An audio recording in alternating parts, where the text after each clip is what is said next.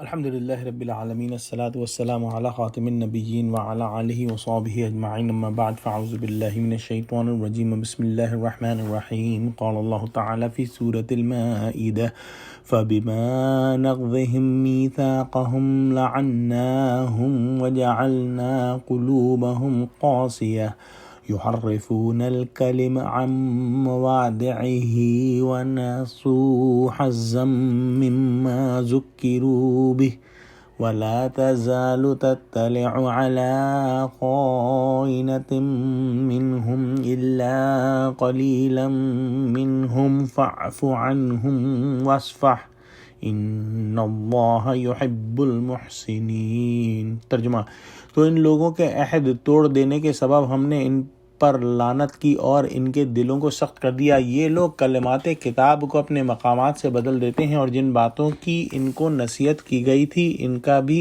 ایک حصہ فراموش کر بیٹھے، اور تھوڑے آدمیوں کے سوا تم ان کی ایک نہ ایک خیانت کی خبر پاتے رہو گے۔ ان کی خطائیں معاف کر دو، ان سے درگزر کرو، خدا احسان کرنے والوں کو دوست رکھتا ہے۔ لعنت سے مراد عہد شکنی اور غداری کی وجہ سے اللہ سبحانہ و تعالیٰ نے ان کو اپنی رحمت سے دور پھینک دیا اور ان کے دلوں کو سخت کر دیا، اور ان کے ملعون اور سنگ دل ہونے کا سبب عہد شکنی اور بے وفائی ہے جو خود انہی کا فعل ہے۔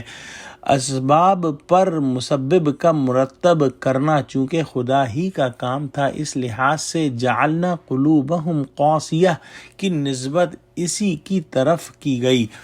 اللہ سبحانہ و تعالیٰ کے کلام میں یہ لوگ تحریف کرتے ہیں، کبھی اس کے الفاظ میں، کبھی معنی میں، کبھی تلاوت میں۔ تحریف کی یہ سب اقسام قرآن کریم اور کتب حدیث میں بیان کی گئی ہیں، جس کا قدر اعتراف آج کل بعض یورپین عیسائیوں کو بھی کرنا پڑتا ہے۔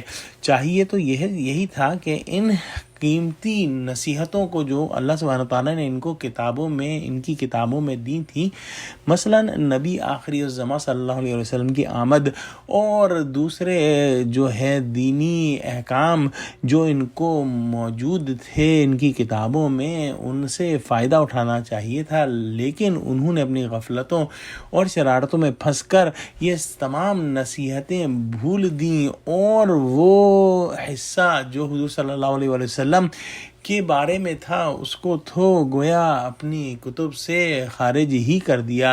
حضور صلی اللہ علیہ وسلم کی زبان سے ان کو جو نصیحتیں کی جاتی ہیں ان کا ان پر کوئی اثر نہیں ہوتا۔ انہوں نے جو عہد توڑے ان کی وجہ سے ان میں دو باتیں آئیں، ملعونیت اور قسوت قلب، یعنی لعنت کے اثر سے ان کا دماغ جو ہے وہ مسموخ ہو گیا، حتیٰ کہ نہایت بے باکی اور بدعقلی سے کتاب سماویہ جو ہیں ان کی تحریف پر آمادہ ہو گئے۔